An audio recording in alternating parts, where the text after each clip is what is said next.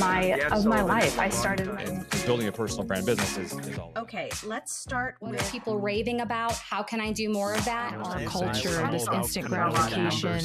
I'm going to do this. It's a particular meeting, so we remember who agreed what. Part 3 of this framework is to create raving fans. Get asked, am I Hawaiian? Because Hey there, Shakers, and welcome back to another episode of Worth Your Salt, the podcast that's here to supercharge your med spa and wellness marketing. I'm Jennifer Orechwa, author of Get Found, Get Booked, and over the past 2 decades, my team and I have tested, iterated, and figured out what it takes to market and grow so you don't have to. Now I'm here to help you apply the marketing systems that truly work. At Salt Marketing, we're all about helping wellness practitioners like you build trust, authority, and a nonstop flow of clients. So if you're ready to take your practice to the next level, you're in the right place. Let's get started. Now, if you own a fitness studio or a boutique wellness business, you probably started it because you love helping people transform their health. But somewhere along the way, you also became the bookkeeper, the operations manager, and the person responsible for making payroll every month. You're busy. Members are showing up, revenue might even be growing, but somehow profit still feels harder than it should. My guest today believes the problem isn't that you're working too little, it's that most studio owners were never taught how to think like a CEO. Lauren Schoenfeld is the founder of Active Core Consulting, where she helps fitness and wellness entrepreneurs move from overwhelmed studio operator to confident CEO. Before launching her company, Lauren helped major brands like Equinox and WeWork, supporting the growth of Equinox fitness clubs to more than 100 locations. So today, we're going to talk about how studio owners can gain financial clarity, build systems that actually support growth, and create a business that works for them, not the other way around. Lauren, welcome to Worth Your Salt. Thank you so much for the lovely introduction. So, Lauren, many fitness owners start their business because they love helping people, but suddenly they're managing payroll, they're running expenses, they're juggling operations. What's the biggest mindset shift that has to happen for somebody to move from studio owner to CEO? Yeah, it's a great question. And it's really at the crux of what we do with our clients. And the biggest mindset shift is acknowledging that you can't do it all on your own. And if you continue to do it all on your own, your business is never going to move in the direction that you want it. I use this kind of mopping the floor or sweeping the floor analogy a lot. So a lot of our studio owners are literally or figuratively mopping the floor, sweeping the floor. So like the first thing that I love for studio owners to do, and I did this in my business in this last 6 months. So it happens with everyone. And I'm sure you've done your own version of this. It's like, where in my business am I mopping the floor? Where am I doing day-to-day tasks that aren't actually moving the needle of the business? They're just checking the box like a checklist because they have to get done. Somebody has to do it. Nobody's doing it. So I guess I have to do it. And we see this so much, and it's the number one thing, in my opinion, that keeps business owners, whatever business kind of fitness wellness business you have, it keeps your profit from growing because no one is able to have that big visionary moment in the business to figure out what is the next opportunity area that we can tackle to move the needle. Yeah. And I know you often talk about the difference between working in the business and working on the business. Why is that distinction so critical for entrepreneurs who really want to grow? Yeah, I guess just going with this sweeping the floor analogy, working in your business is teaching 10 to 15 classes a week. It's being the plumber and the Mr. Fix-It and doing all the little things. And there's some things, of course, as an owner, I always say like 80-20. Are you doing at least 80% of the kind of work you want to do in your business? And so working in the business is just doing the day-to-day tasks. It's keeping the machine going. And to a certain extent, that's obviously really important. And in the earlier stages of your business, you might need to do a bit more of that because I always think it's really good to understand what every single person is doing in the business. You don't have to do it. You just need to understand it so you can manage it and optimize the processes. And that second shift of optimizing is working on the business. Where are we having efficiencies? Where are we having gaps that we can tweak? Where in the sales funnel is not working or is working? Is it we don't have a number a number of intro offers or first timers? Or is it that we actually do have quite a number of bit of intro offers and first timers, but our conversion is really low?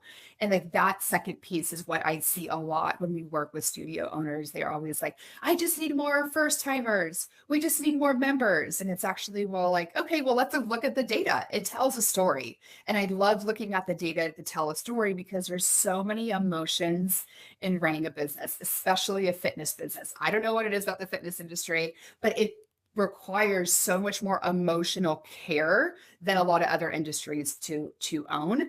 And sometimes we just get really caught up in the emotions. Like, and I'm saying this because I do it too. So I'm talking to myself here.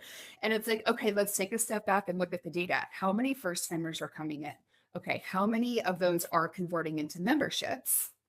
And is it actually a conversion or a top of funnel problem, or is it a retention problem? And we cannot even have that conversation to be able to action a plan to figure out what the gaps are so we can turn those into opportunity areas. If you're teaching 10 classes a week and you're doing all the things where you're actually in the business. So literally, think of the most literal thing.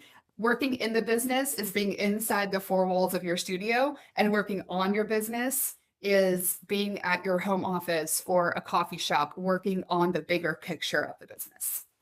Yeah, we're so closely aligned on everything you just said. Oh, That's good. that's exactly how people come to us. They ask questions about, I need more leads. I'm like, but do you? Let's really look at this. Now, as I mentioned, you worked with major brands like Equinox and WeWork before you launched Active Core Consulting. So, what lessons from scaling those businesses apply directly to smaller boutique fitness studios and other wellness businesses? The accumulation of everything that I've done in my career, from the intense customer service jobs I did in college and high school to working as a consultant at PwC to WeWork and Equinox. And each piece gave me one piece of the puzzle that helps us with our clients. So when working at WeWork, I was very, very early on in the company. I was like the 300 and something employee, and I was hired to help them go public the first time. And we were growing 25% headcount each week, which is insanity. And they were opening up, gosh, I think it was like 5 buildings every month. And like Crazy. new floor, it was just insane. And so the growth rate at which we were growing was just completely unsustainable. It just put so much pressure on every single person in the company, and we all burnt out. I only lasted a year because I was like, this place is insane. It was the best, worst year of my career because I met the most amazing people, and we all worked so hard to try and get this company off the ground and to do what we wanted to do. We wanted, I don't know if anybody saw the HBO or Hulu documentary on WeWork, but if you haven't, it's a good watch to better understand the highs and lows of that. But back to your question. So at WeWork, I really learned what it means to grow too fast. And what is the downward stream implications on that? What is the domino effect? Well, it affects not only the construction team, but the quality of the product that is being delivered to the customers. It impacts marketing because now we have all of these open buildings that are kind of 50% occupied. And so then that puts downward pressure on lack of revenue, which puts downward pressure on cash flow. So now we're having to get more money from the investors to continue the growth because the buildings aren't optimizing at the rate that I'm assuming they hoped they would be optimized at. Then we're now having to do a ton of promotional activity to get people just into the spaces. And then so the retention on those discounted memberships isn't as great as memberships on the full price because everybody's just out for a deal. So that kind of domino effect was really, really helpful for me to see. And I probably didn't even understand how helpful it was at the time because I was in my finance silo, just crunching the numbers and doing all the projections. But then when I got to Equinox in 2016, it was such a pivotal moment at Equinox because they started to be on a higher growth trajectory. And for them, a higher growth trajectory was opening about 5 to 7 clubs per year. And I was like, oh, well, this sounds so nice. And this sounds sustainable. And like everybody there, they're like, oh my gosh, this is so crazy. And I was like, I'm just going to sit back and enjoy the slower pace. And so I got to see the juxtaposition of growing at a more sustainable rate. And it gave us time to make sure all of our processes, at least on the back end finance side, a big part of my role was optimizing the processes, because what was working when they had 50 to 70 clubs isn't going to work for a 100 Right. plus club that were growing internationally and doing all these other business ventures. So how do we structure everybody's position in the team and what they're doing to be less manual and more automated? This was pre AI days, so there was no fun Right. AI automation. So it really was like digging into the processes and sitting with every person on the team to understand what they're doing, how they're doing it, and how it can be done faster and more efficient.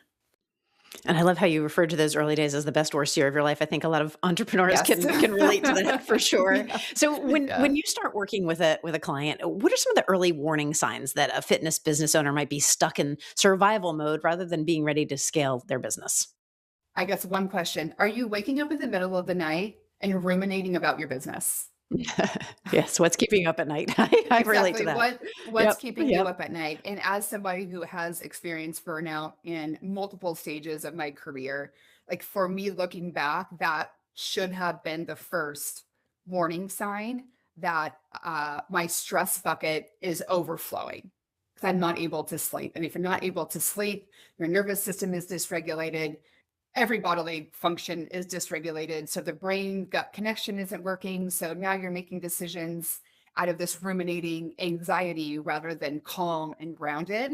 So even just the way that the business owner is able to talk about their business is an early sign. And also understanding, where are they working in the business versus on the business? Are they teaching 10 classes a week? Do they have a studio manager? Do they have the right studio manager? Do they have people in the business? And it's not only to check the box, okay, yes, I have front desk. Yes, I have a social media support. I have marketing support. I have a studio manager, but then it's taking the next step further. Do they actually know what they're supposed to be doing? Are there SOPs? Are there processes? How is all of their positions tied to revenue growth, tied to KPIs? Are they held accountable for set KPIs? So those are some early things that we really work on in not only our business, but with our clients. And then from a financial standpoint, and this is a really good plug for the gift that we're going to give at the end of the episode. What I look at is, I am such a nerd, and I believe your P&L tells the story of your business. You just need to know how to read it. So we can like turn it and give you a little bedtime story as we are working with you to tell you what is going on in your business from a P&L standpoint. So a couple of things that I look at off the bat just to get a gut check. And so this is what we call like the profit blueprints. I want to know what is your profit? And then what is your margin? And then I like to look at a couple of different categories as a percentage of your revenue. So I want to look at payroll, studio payroll. How much are we paying as a percentage of revenue? Are we in the 25 to 35 range, or are we 45, 50, 60%, which I've definitely seen? I would say anything over 40%. I never say anything that's bad or wrong, because it's just an opportunity area for us to dial it in. So that is one big area that we help our clients dial it in, is payroll spending. Where are we overspending? Where are we underspending? And how can we divert payroll dollars so that the structure of the payroll supports what the business actually needs and supports the growth of the KPI that that particular department or team member is responsible for. Another one that we look at is marketing spend as a percentage of revenue. And I like to say that between 5 and 10% of revenue is a healthy spend. How do you coach your clients? Do you have any like initial benchmarks on the marketing side?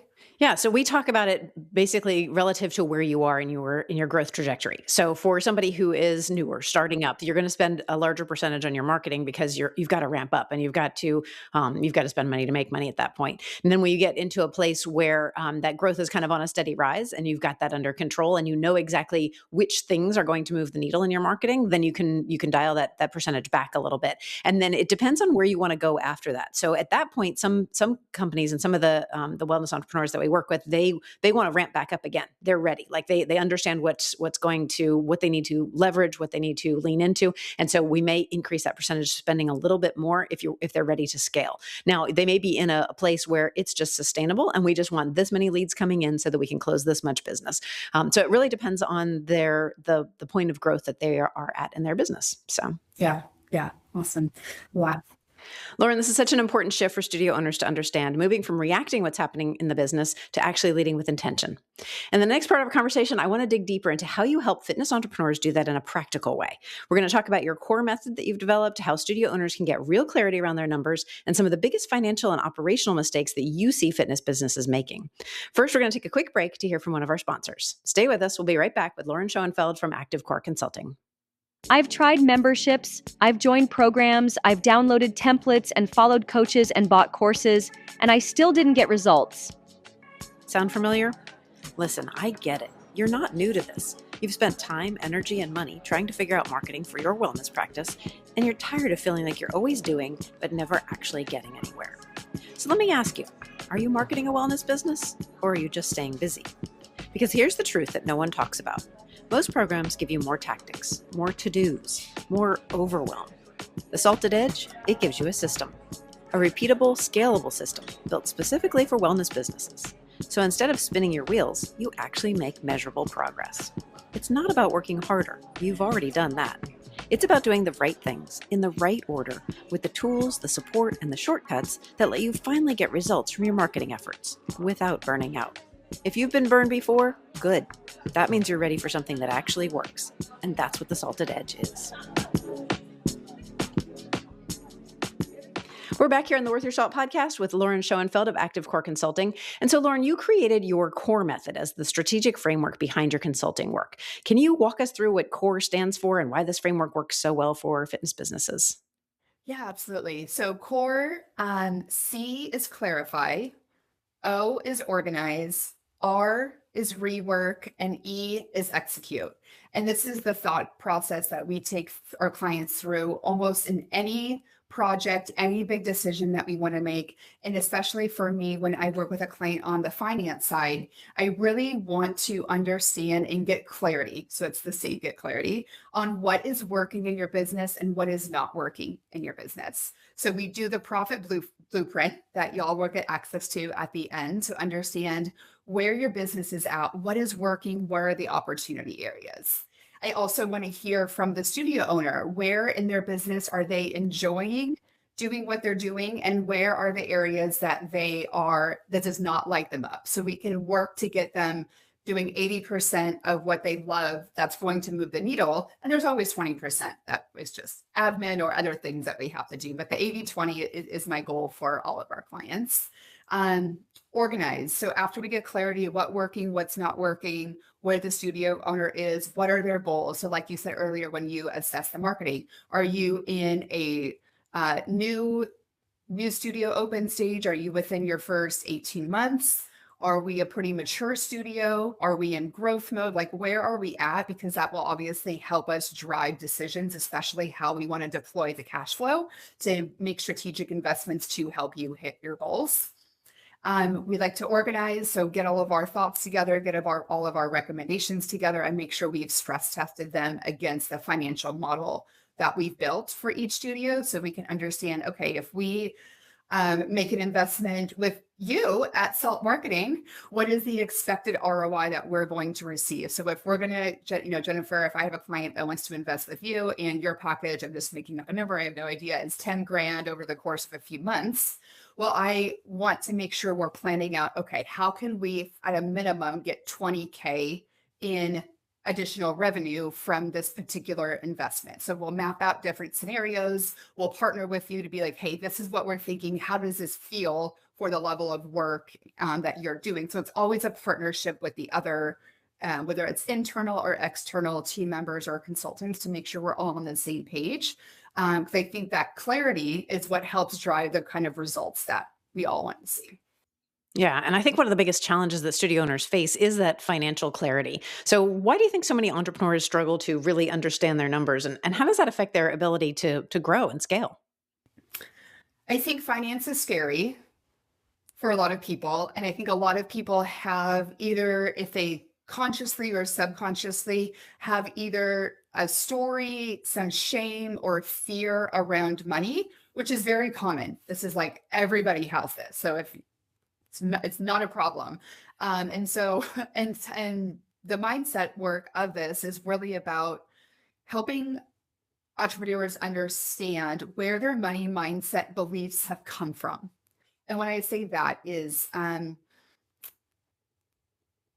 see the big correlation on the ability for an entrepreneur to be successful and action the recommendations that we make, to their ability to feel confident in themselves and feel confident in their mindset of how money flows into their life. So really looking back at their early ages when they had a caregiver or their parents, how did your parents grow up with money? What was their story around money?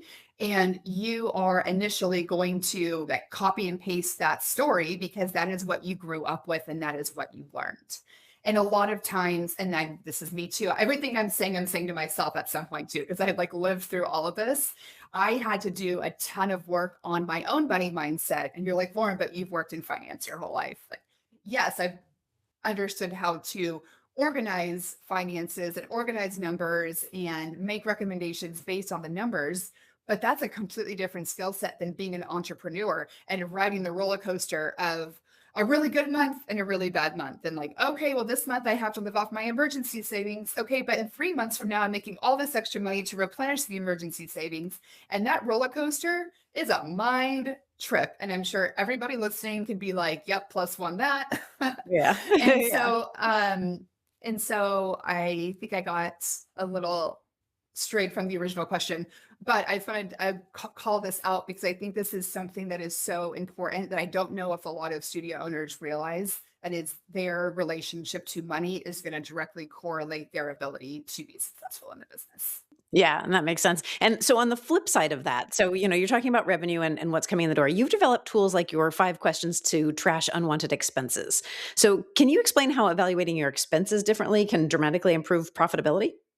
Yeah, I love these questions. So it's I want to make sure that every dollar you're spending as a business owner, you are getting an ROI from that dollar. And if you're not, then we need to trash it, which is so fun because then we can either save money or redeploy that money into more strategic, intentional investments. And so the two big things high level that I look at when I'm spending money, even in my own life, in my business, is am I getting like financial ROI from this? So if we invest with you, obviously there'll be a financial ROI because you're going to help create more marketing dollars, which will help increase top line revenue.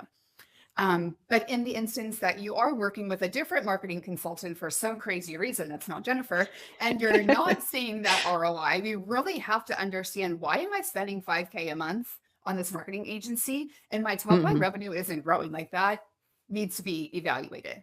Another big thing is software and subscriptions, especially right now with all the softwares in the world and all the AI.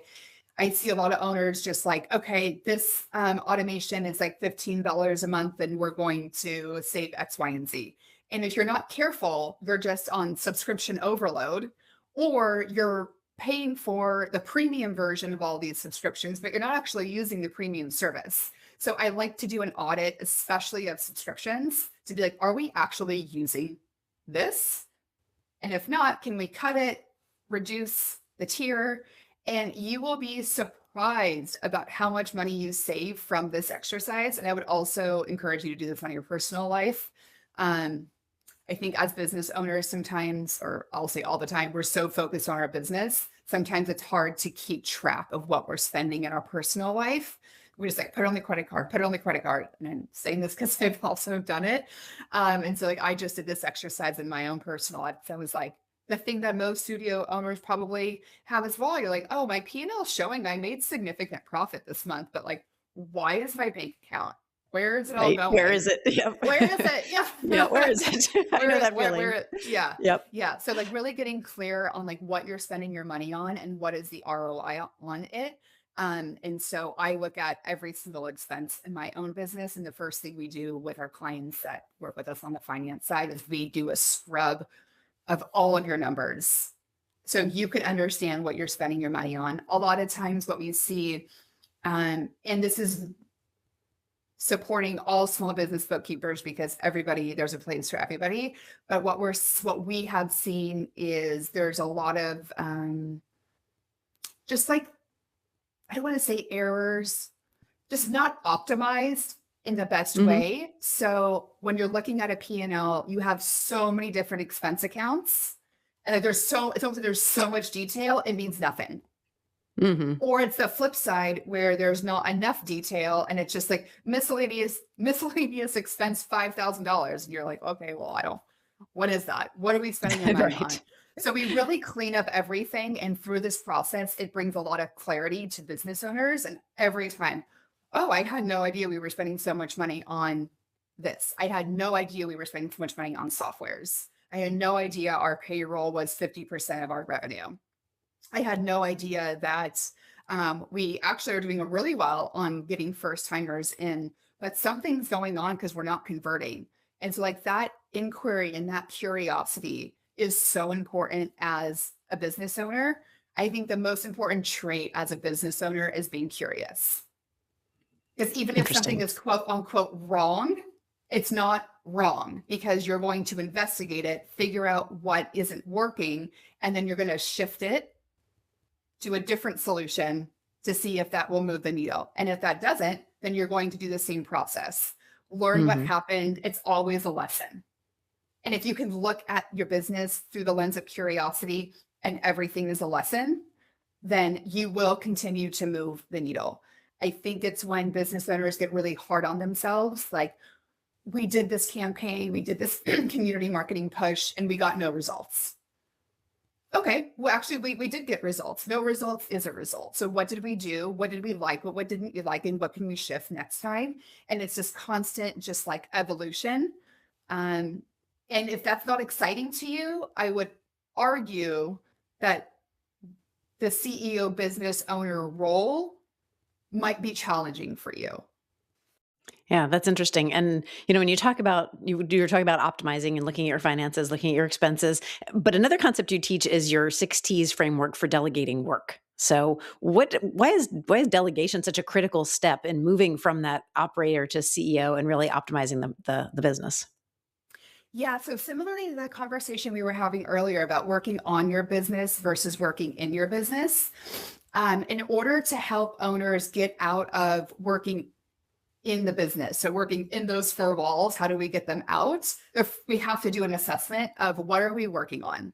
And so in this, it came from a Harvard study or Stanford, one of the Ivy Leagues. One of those. And one of the smart people, yeah. And so what they suggest, that kind of commodulated, is that even a word? I make up words sometimes. They I put all these different theories together. And what I like to do is think of it like a square with a T inside. So you have 4 quadrants and need to do an assessment of your working tasks over the course of a week or 2 weeks and understand, what am I doing that I'm good at and I enjoy? What am I doing that I'm good at that I do not enjoy? What am I doing that I am not good at, but I enjoy? What am I doing that I'm not good at and I don't enjoy? And so you kind of map all of these areas, that all of your tasks into these 4 buckets, and that helps you understand what to delegate. So obviously the first thing you're not good at and you don't enjoy, get that off your plate immediately. Yeah. Right. And then what you are good at that you don't enjoy, also get that off your plate immediately. Like if you don't enjoy doing something and we have the opportunity to delegate it to somebody who does enjoy it, just think of like the energy exchange there. You're opening up energy and time and space to work on things that you're either good at that you enjoy or that you're not good at yet, but you enjoy it, meaning there's a learning opportunity that's getting you excited. Yeah, I love that. I would love for you to share a story with us about, if you have one, about a studio owner you might have worked with who made a major breakthrough once they got clarity on these numbers and their systems.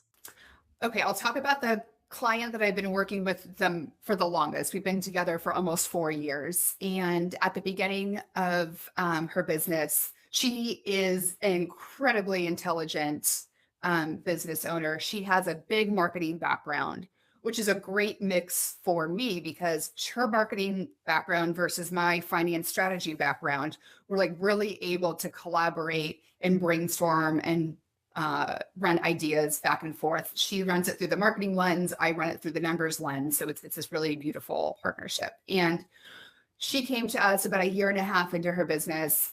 And I think this story is going to really resonate with a lot of owners. The classes are full. The feedback is amazing. The energy in the class is so high and so good.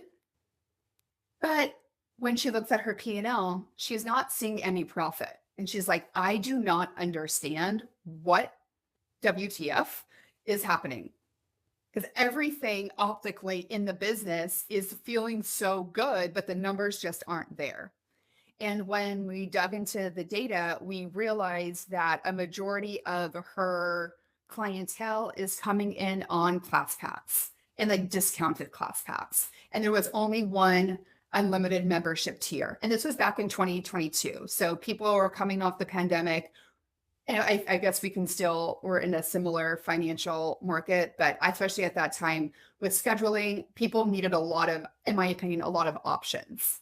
And so only having an unlimited tier membership, my hypothesis is that was really hurting her cash flow because people were just buying these big 20 packs when they were on sale. So her cash flow would go like this. And so in the good months, obviously it's great, but then it would be like 3 months of lag before they had another sale. And then it kind of was just this promotional cycle, which I'm sure a lot of our owners listening can understand. So I did an analysis and we realized if we convert 50% of your class pack holders onto limited tier memberships, so a 4, 8, or 12 membership, your MRR, your monthly recurring revenue, will be able to cover a majority of your OpEx. And that is the goal that I have for every studio owner. How can we get your membership revenue to cover your operating expenses so that any other revenue stream is the icing and the sprinkles and the cherry on top for your profit? Brilliant. That's a great strategy. Thank you. Yeah, I find it's really helpful to compartmentalize the revenue and what that revenue's purpose is. Because once everything has a purpose, it's really interesting how our subconscious starts to see money and the flow of money. Love that. So we really worked on her membership tiers. We relaunched her membership program.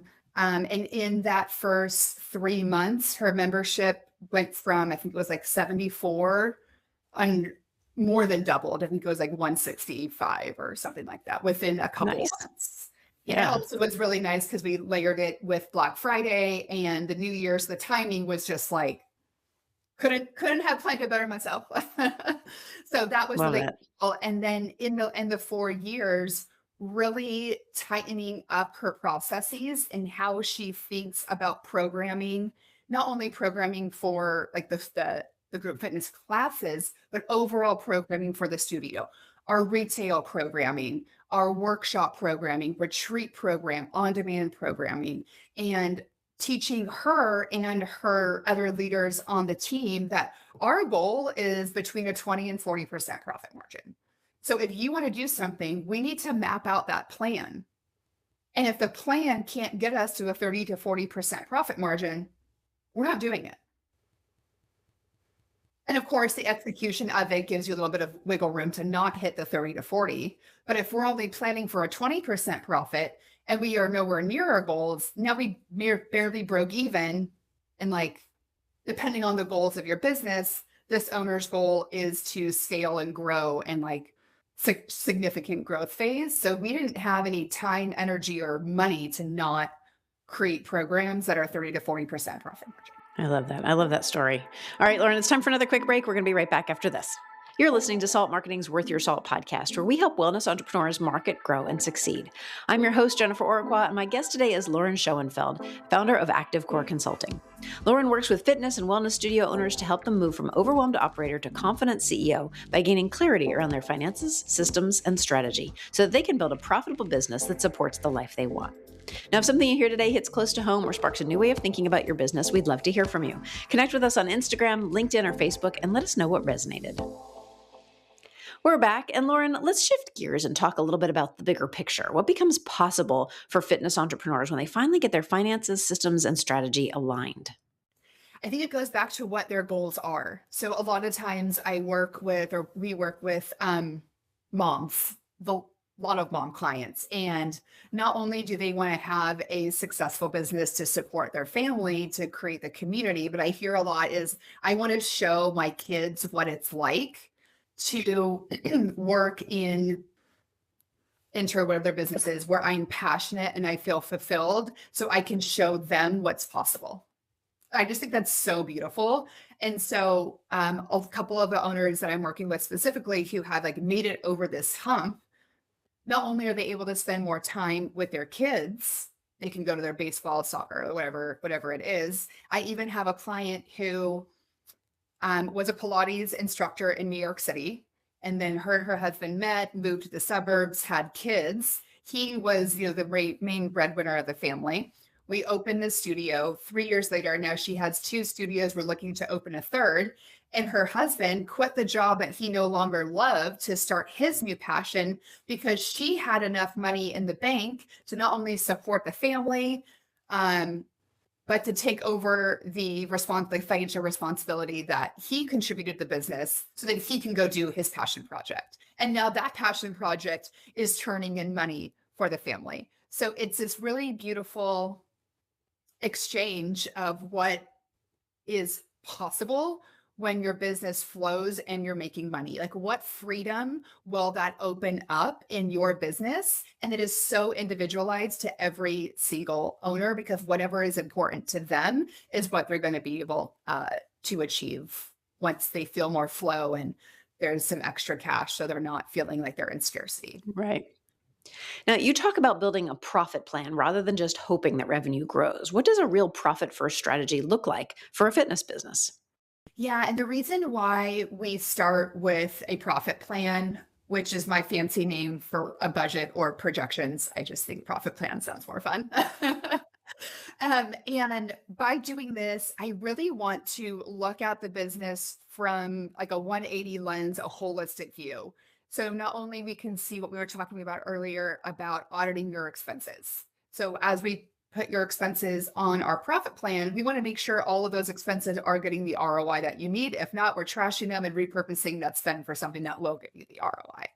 And then we take it piece by piece of all of the operational aspects of your business that drive financial dollars. So what I mean by that is we look at your expenses, we look at your debt. Is there a way that we can help you optimize debt? Can we restructure this in any way to reduce the amount of money that we're spending on interest? And I think that is something that is really challenging for most people to do. And so we're just paying. We have a lot of credit card debt. We have SBA loans. We maybe have a friends and family loan. And if we're not looking at all of that holistically, and I have some back pocket strategies that I like to use to get some quick wins on that.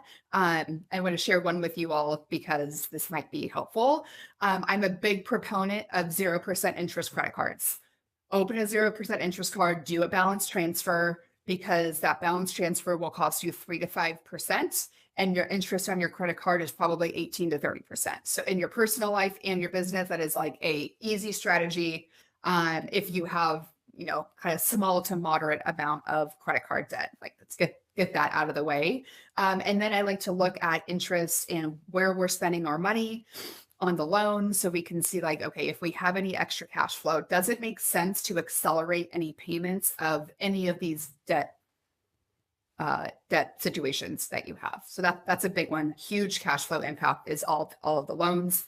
We look at your payroll, not only your payroll dollars, but your team structure. Is your team optimized to help you grow in your business? So then that goes back to the delegation exercise we were talking about before. Where are you as the owner doing too much in the business that is halting your ability to think about big picture items? And so if you don't have a studio manager, okay, how and when can we hire one? Maybe we can't hire one right now, but in 3 months, if we hit these revenue goals, we'll be able to start a studio manager at part-time 20 hours. And then 6 months in, if we continue hitting our goals, great, then we'll have enough money to bring them on for 30 hours and 40 hours. And so being able to see that plan gives owners so much clarity in terms of the hiring process, because a lot of times we're like, oh, I don't know how much to pay this person. And then it's like, I don't even know what I can afford. And especially with my new studio owners who are opening up their very first location or their second, third, fourth, or fifth, overcommitting on payroll is the number one, I don't want to say problem. I hate that word. But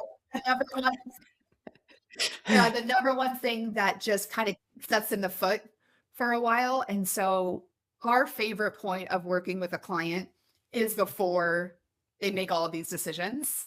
So we can create your profit plan. So we know what can the business afford and how can we structure different payroll scenarios so it is going in line with the growth of the business. Right. Many entrepreneurs assume that growth just means working harder, but you're actually on a mission to end hustle culture for entrepreneurs. So what does Yes. sustainable growth look like instead? Yes. Going back to my WeWork days where it was do what you love and we love Mondays. And I'm like, okay, well, you just love that because we work all the time around the clock. And I just saw what that does to us on the human level, our nervous system, our sleep, like talk about waking up in the middle of the night with anxiety attacks. Like if that's happening, there's just like something that we need to fix because your business cannot grow if you are not in a grounded, like, nervous system regulated place. And so if sometimes with some owners, I'm like, look, I can give you all the strategy in the world. But if your money mindset, if you're so stressed, you can't even make a decision, none of the strategy matters. Like we have to work on like you as the human before sometimes we can get to the strategy. And we do have a self-led program that goes over all the foundations of our financial approach and our operations approach.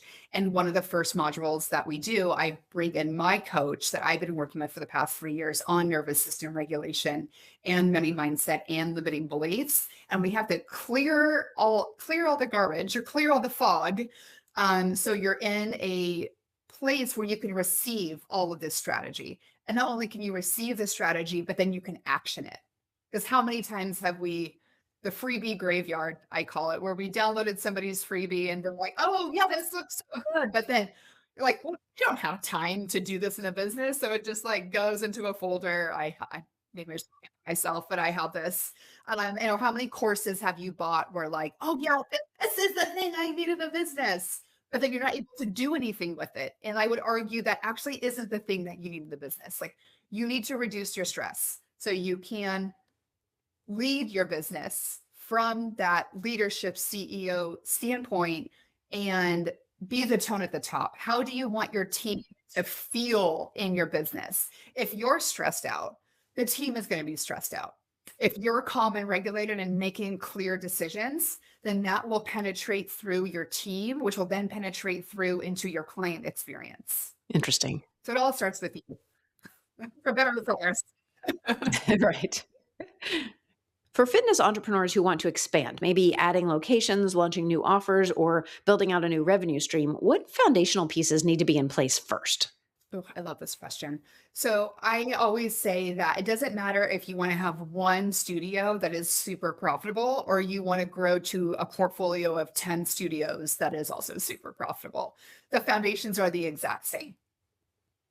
So we have to get you out of working in the business and get into your CEO seat. We have to create a team org and team structure that supports you. We have to dial in your sales process, your marketing machine. All of these things need to be dialed in.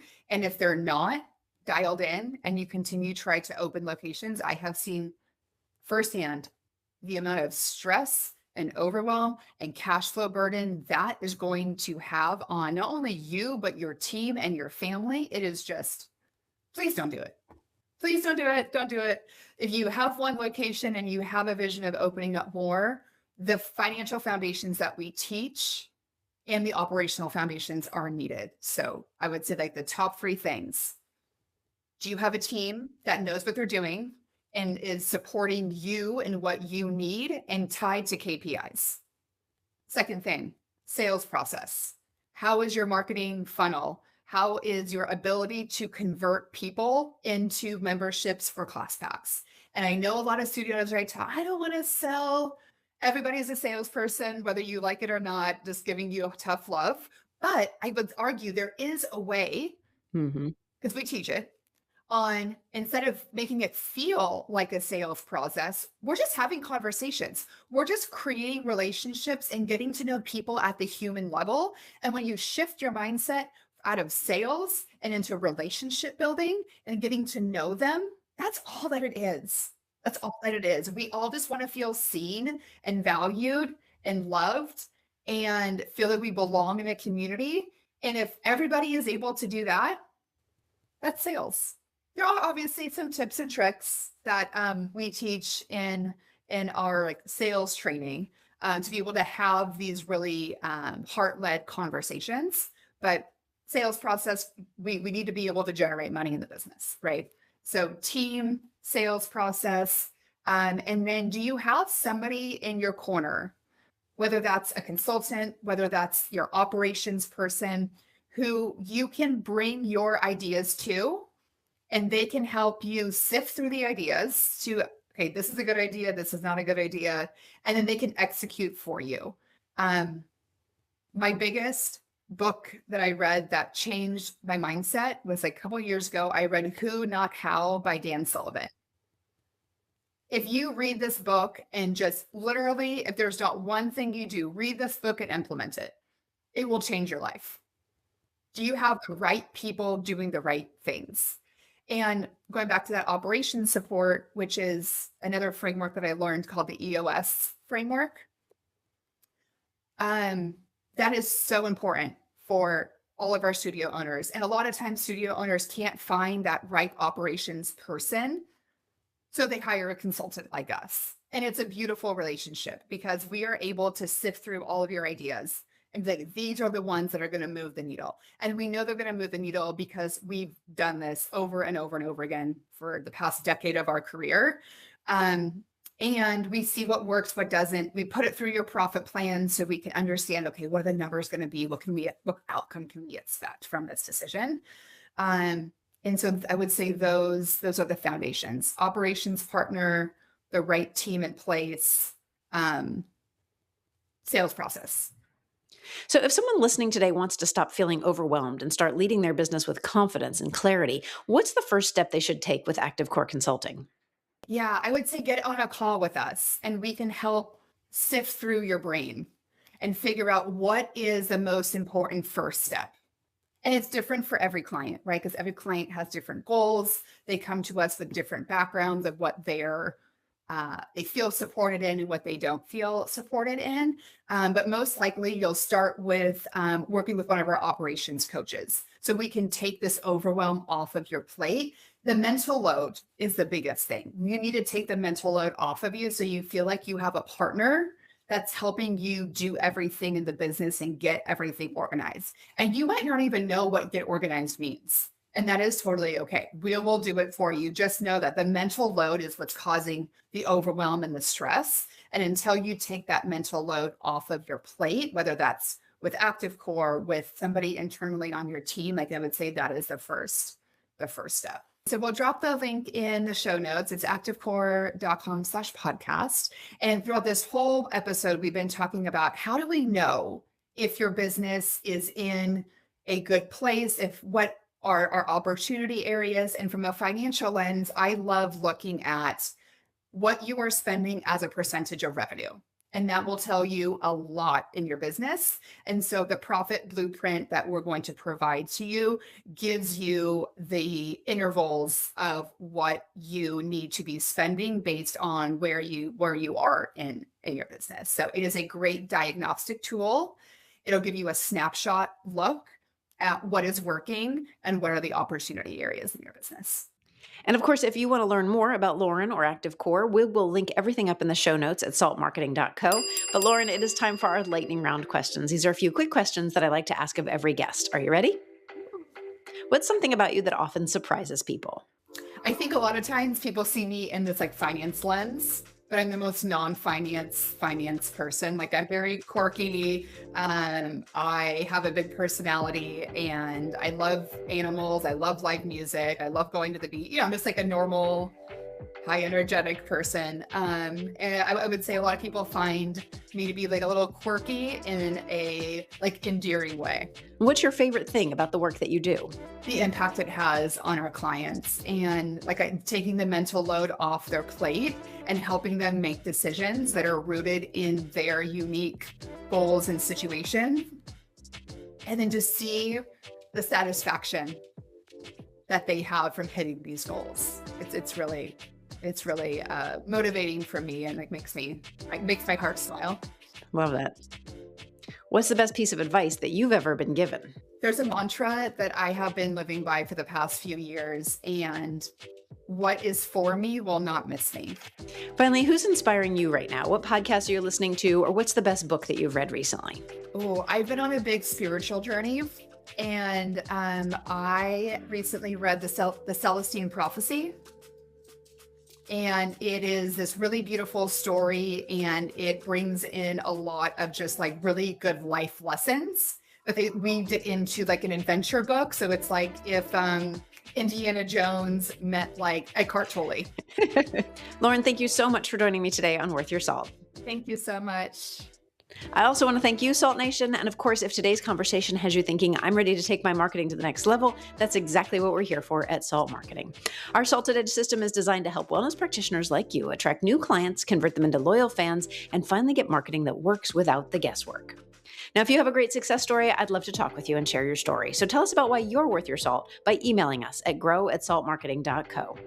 Of course, be sure to subscribe to Worth Your Salt so you never miss an episode. Finally, leave us a review or give the show a handful of stars wherever you get your content.